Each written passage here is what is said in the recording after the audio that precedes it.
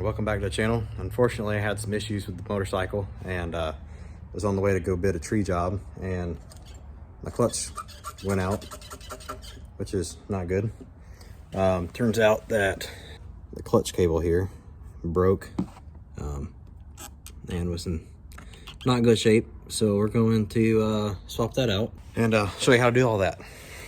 Another reason to change these out too is if this boot gets cracked or rips or whatever and allows dirt to get into the cable or inside the sheath here, that's obviously a bad thing. Tools you'll need are simple. Just need a 12mm wrench. Obviously you'll need your new clutch cable, and depending on how you have your handguards set up, you might need tools to take those off. Mine, I don't have the factory handguards that clip on here, so I'm able just to get everything loose just like it is. We're gonna start off on the bottom here and loosen this up, loosen up our lower connection here, our lower tension point, I guess call it. It's a little booger to get in around this heat shield, but it is doable. And once you break it loose, as long as it's clean enough, you should be able to just run it out by hand and take this nut completely off.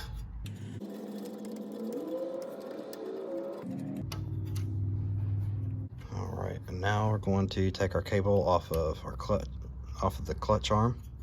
All right, so it took me a minute to figure out how to get this loose, but I'll show you here what I did. So we're just gonna take the cable and push the slack out like so, and it comes out. So it slides into this little groove here, and it has to come out all the way past, and then the cable is actually what will fit out, and you can pull the cable loose that way.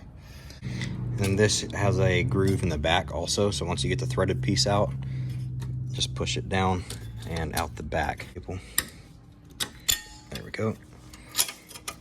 And now it's out. You can kind of see it a little better here on this side. So we've got the cable pulled out here, out in the open, and we're gonna go up top and disconnect it up top here. And you got the jam nut here and the tensioner here. It'll take that loose and screw this all the way in. Generally you have a cable sticking out here, but obviously we don't now. But we're gonna screw this all the way in. That way we can do the coarse adjustment down at the bottom, and then use this to do the fine adjustment up top whenever we get the new one pulled through. I've got this dash kit here that's gonna be kind of a booger for routing the cable, so I'll show you a trick for doing that. So I'm just going to take some electrical tape, and I'm going to tape this end of the new cable to the bottom end of the old one.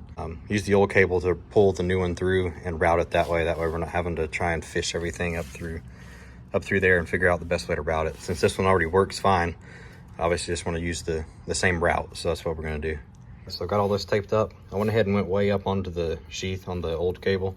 That way I didn't accidentally pull out the core on that when we're working it up. But I also taped way up on here. That way it's got somewhat of a taper, and hopefully it won't get snagged in there and pull off. But I kind of tug on there and it's pretty good. So we're gonna work it up.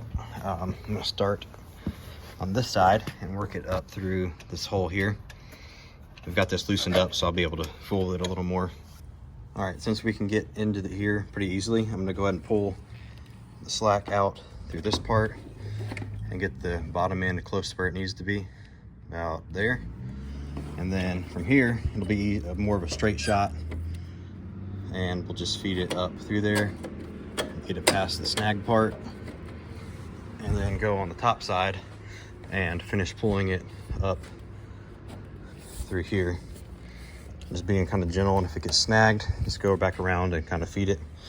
And if you got two hands or you got a buddy to help you, that will make things a lot easier. There we go. All right, almost there. All right, so we got it out here. Now we're just gonna get it untaped, route it underneath the hand guard here, and I'll show you how to get it hooked up. All right, so depending on how your bike is set up, like I said, you may need to take off your hand guard here, but mine, I have these aftermarket ones that don't cover this part, and they wrap around the end of the bar. So what we do, see if we can show you from the bottom. So this end piece is gonna slide up into this hole here, The cable is going to route out here for now, and then it'll fold back over. I'll show you that. All right, so this goes up here. And this is engaging it into the lever itself. All right, so it pops in the front there. And then we're going to pull the cover back, as well as the clutch lever. And we're going to slide it in these grooves. And if you have two hands, it helps to line it up. There we go. All right, make sure that end here slides into the slot. There we go, just like so. And our top side is hooked up, and we'll come back and adjust this shortly. All right, so I was struggling to get enough slack to get this through the tensioner spot down here. So I just pulled the rubber boot and the bottom nut off. And then I'm just gonna stick it through the hole here, and then we'll get it hooked up. I'm gonna run this nut all the way up so we got enough slack. All right, don't do what I did. I hooked this back up, and then I forgot I needed to put the nut back on here, as well as that rubber boot. Okay, so little pro tip. There's a 10mm bolt right there that holds this on.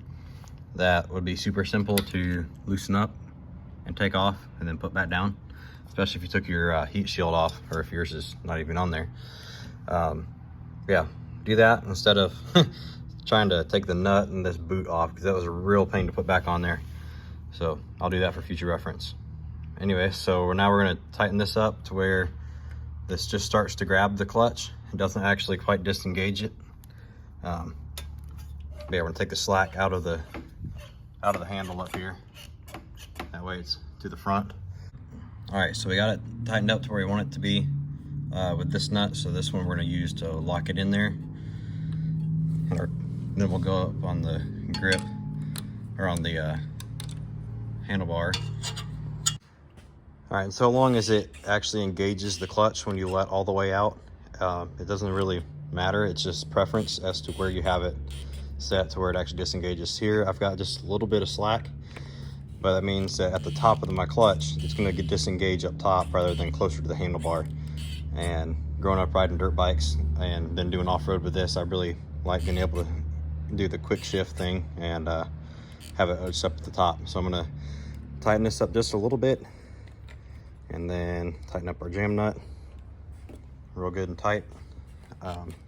Don't recommend doing those with pliers. Don't want to break it or strip threads or anything. It's very thin metal. All right, so that is replaced there, and we're gonna ride this thing home now.